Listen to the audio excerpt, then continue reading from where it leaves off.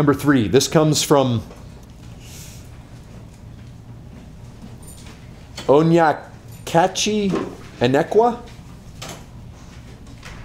I'm sorry, Mr. Enekwa. I know I butchered your first name for certain. He says, how can I go into missions? I'm 22 years old, been saved for 9 months. Am I at university? Listen, I'll be real quick on this. And this goes for any of you that want to be involved in missions too. If you're a new convert, you've just been saved a little while, look, I'm going to tell you, biblically, missions flows out of the local church. You go to the book of Acts, chapter 13, guess what? Paul and Barnabas are being sent forth from a church, from the church at Antioch. You want to be involved in missions? Best way to do it, you get yourself involved in a local church, a good church, one where you can function, one where you can use your gifts.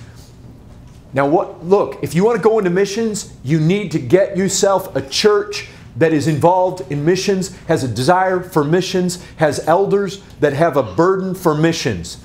There are a lot of Reformed churches or Calvinistic churches. They don't have much of an evangelistic passion. They're not very involved in missions. You don't want a church like that. You can get a lot of hyper-Calvinistic churches where they will kill any kind of missionary zeal. You don't want that. You want a church that has a reputation of sending forth missionaries, has a desire, they pray for missions. That's a church you want to get yourself involved with. You want to start using your gifts. Listen, if you haven't had your gifts tested and observed and recognized in the local church by other people beside yourself, you have no business thinking about going anywhere. We have too many Lone Ranger, self-proclaimed gifted people out there that don't have the gifts, think they have the gifts, go off and accomplish little to nothing, because they weren't proven God's way in one of God's churches under godly elders who identified those gifts, a church that recognized those gifts and then sent them out.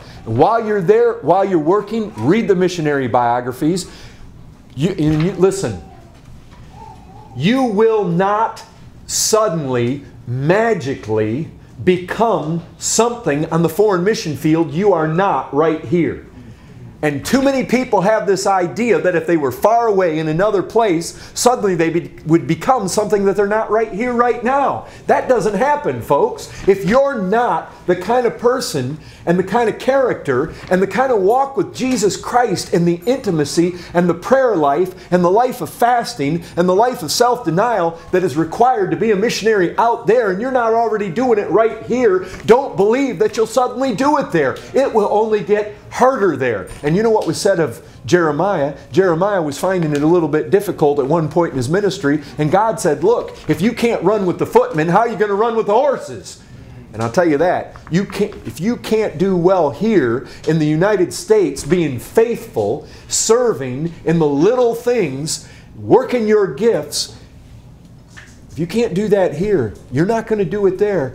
Too many young folks have this starry-eyed idea of, basically vacation, just like they suck those young people into the military by basically telling them they'll get to travel and see the world. A lot of young people have that same mindset about missions. I'll tell you what, all you got to do is be out there with Trevor Johnson where the mosquitoes eat you. You can't go to the bathroom without the natives staring at you. The heat is about 100 degrees, 100% humidity. Your body's dripping and perspiring all the time. There's no breeze at night. You lay there in a puddle of sweat. You got people that come after you with machetes. The bugs are bad. The mosquitoes are unbelievable. The snakes are unbelievable. Spiders like you've never seen before. Ants that are in the house all the time. You're uncomfortable and hot and bitten all the time. Mold grows on everything. And you start being in that for about a week and you're thinking vacation's over. I want to go home. And it's serious. You can't make it here faithful in this church, some church right here, on Main Street, USA. You're not going to make it over there.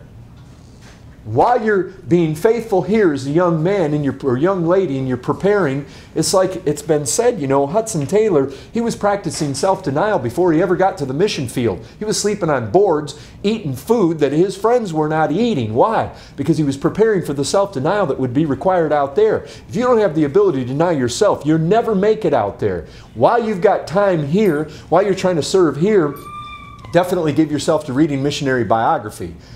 And definitely give yourself to keeping informed about the country and the people groups that you are interested in one day going to. Because, folks, when you're informed, that will feed that fire of passion that you'll need to take you out there. But I'll tell you this, above everything, you need to be walking with Christ here. You need to be having an intimate prayer life here. You need to know what it is to fast here. You need to know what it is to find Christ here. You need to know what it is to walk with God, know the presence of God in your life. Because you know what? There's only one thing that wins the heathen out there. There's only one thing when you get out in those demon-infested lands that's going to hold you up and keep you going and give you any fruit, and it's the power of God alone. And if you don't know how to tap into God here, you don't know how to walk with Him here, you don't know how to basically be sustained by Him here, you'll be coming off. You know what the average stay of the American is right now in the foreign mission field? It's like 1 year. That's bad, folks. You know why it's like that? Because people have a glamorous idea of what foreign missions is, and they get out there and they realize it is not what they thought, and it's not a piece of cake. I want you folks to go to the mission. I hope numbers of you young people will ultimately go, but don't have a dreamy, unreal attitude about it. And I'll tell you, read Hudson Taylor, read Adoniram Judson, read William Carey, read some of these Lords of the Earth, the Peace Child. I mean, those are written right from that area over there where Trevor Johnson's at. Read about some of these missionaries. Read about the C.T. Studds, the Livingstones. Read about some of these that went forth. Read about the Moravians. There's lots of missionaries you guys can read about.